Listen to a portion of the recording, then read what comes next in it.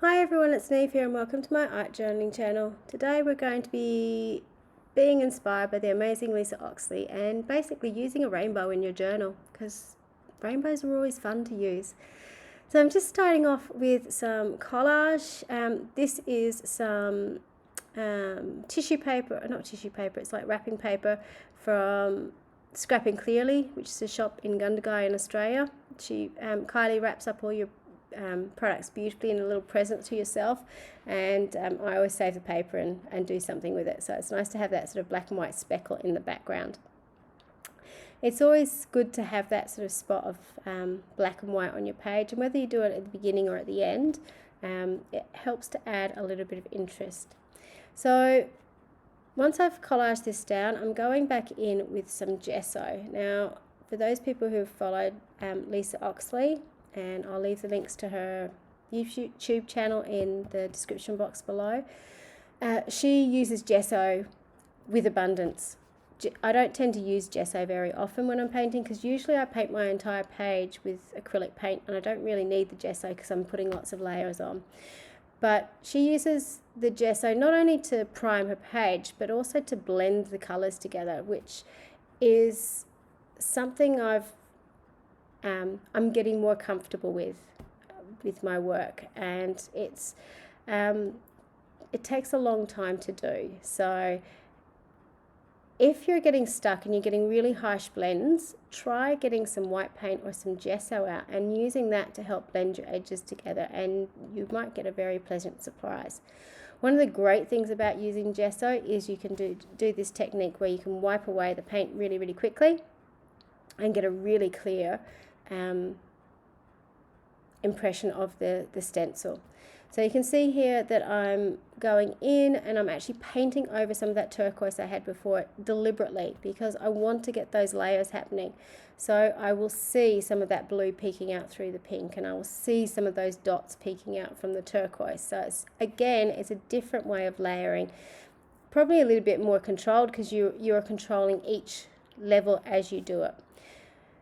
One of the secrets to doing this is you must have each of your layers dry before you go on to the next layer. Obviously, because if I don't, those colors are going to blend and mix, and I'm not going to be able to remove them, and they're not going to show as clearly. So you can see, for example, with that orange, I've painted over a lot of the pink there.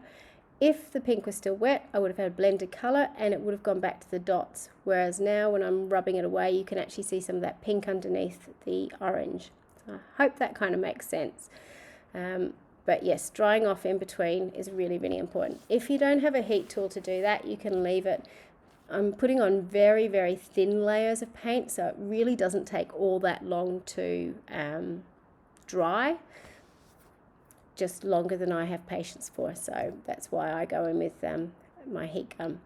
I'm going in with basically a rainbow of colours just to make an interesting background. And again, with this, I didn't have a real idea of what I was doing or how I was going to put the colours on the page, but I sort of knew I wanted to use a lot of colours and I wanted to do this layered technique using the gesso to blend.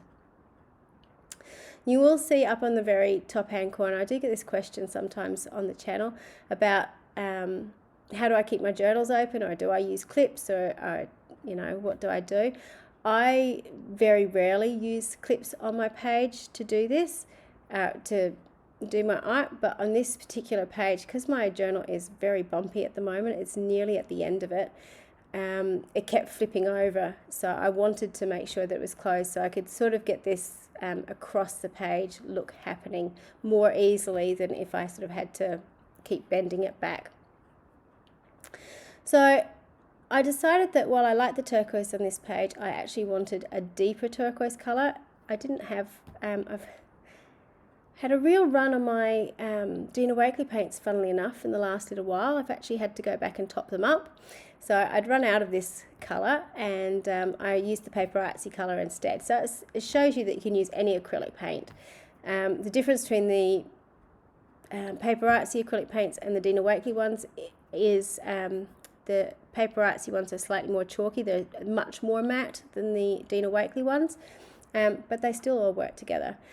On this page, I fell in love with the stencil I've just used. This is one of the new Art by Mylene stencils. It was one I looked at and thought, oh yeah, you know, it's pattern, I'll have it. But I have been using it so often because those beautiful crisp lines just sing on the page, and it just really, really works. I just love the combination of the line work on that stencil, so it was lots of fun. So once I'd finished with my background, or mostly finished with my background, I decided I wanted to have a focal image on it, and I decided to use one of the large Dina Wakley faces and glue it right in the center of my book. So I used gel medium to glue that down, quite generous with it, and made sure it's sitting down nice and flat. Because I wanted to stand out from the background, I decided that I was going to paint it in. So with the yellow in the hair, I actually put that on quite thinly, quite transparent. You can kind of see the patterns happening behind. With the body, I decided to just be a little bit more, put that on a little bit more opaquely, because I actually thought I'd put some stenciling over the top of that too. With any excess paint I had on my brush, I just brushed it off from the page, so you're really not wasting anything. Then I decided to go in and actually paint the face. So I'm going in with blushing and just really sort of spreading that out around the page.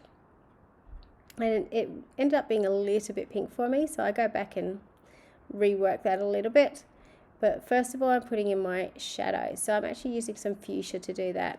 And I've found when I'm shading faces, even when I'm doing it with color pencils, I tend to use purples or purpley tones to do my shading. I don't know why, it's just the ones that I pick up most, probably because I've used them more often, so I'm more comfortable with them. But again, and if you watch some of Dina Wakley's daily demos, she shows you how to paint faces using greens and blues and all sorts of different colors. So don't get trapped into, you know, you must always use skin tones to do your highlights, because you really don't.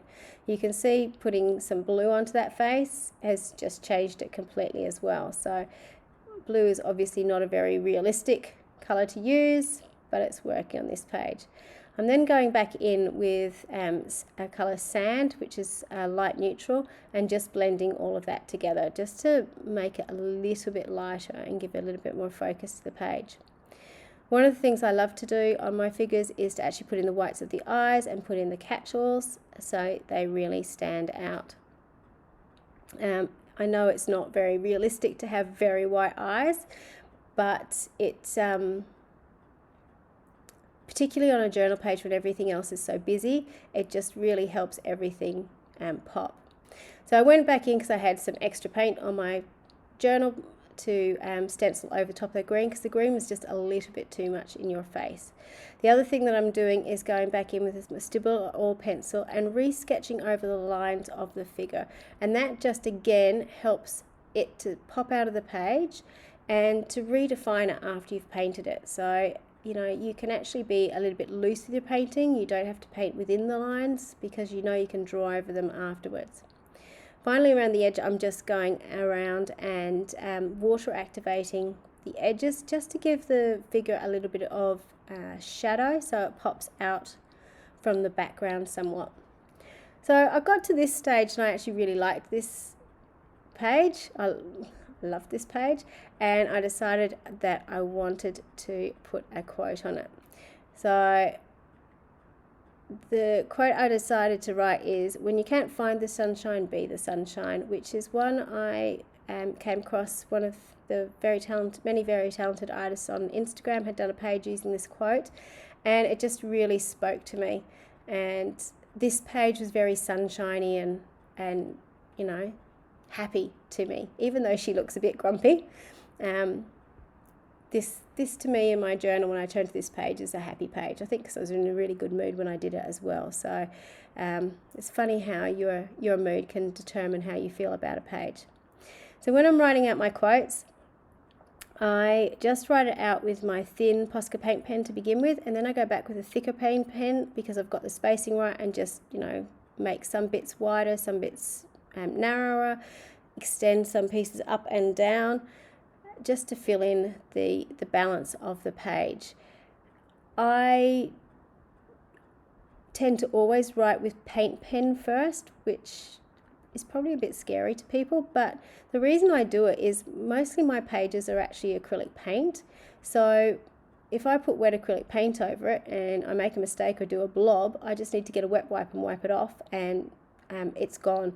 If I used a pencil to sort of sketch that out first, I can actually indent into the paint. So even if I do rub it out, the remnants of that, you know, where that letter was, can still be on the page. Whereas if I made a mistake with the paint pen and rub it out with my wet wipe straight away, you don't have any record of where it has been. The only problem with that is with one of my recent pages I did it late at night. I wasn't thinking, and it wasn't until the next day when I posted it on Instagram, my husband said, "Did you mean to post that?" And I said, "Oh, what's wrong?" And I went and looked, and it was to be a strong woman, I was raised by a strong woman, I think was the quote. I spelt strong wrong twice, so because the paint was dried, I couldn't fix it up, so I had to think of an alternative. So do spell check beforehand. That's a really handy hint to have. So this is the final page, a bit of a close-up of it. It was lots of fun to do. Please check out Lisa's YouTube channel below. She does amazing artwork. She's so talented with using bright colours and using gesso to blend them together. And have a go yourself, because it's lots and lots of fun. Until next time, bye for now.